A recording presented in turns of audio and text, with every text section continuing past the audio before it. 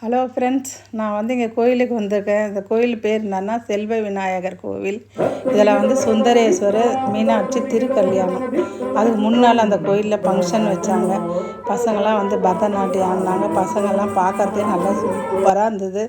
நல்லா ஆடினாங்க பசங்கள்லாம்.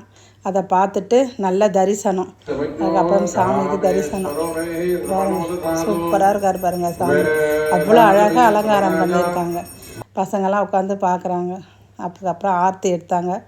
ஆர்த்தி பார்த்துட்டு அன்னதானம் கொடுத்தாங்க. அந்த கோவில்லே பழம், பாப்கார்னு எல்லாம் கொடுத்தாங்க ஃப்ரெண்ட்ஸ். அந்த கோயிலில் வாங்கிட்டு இங்கே பாருங்கள், பிரசாதமாக வாங்கிட்டு உட்காந்துருக்கோம்.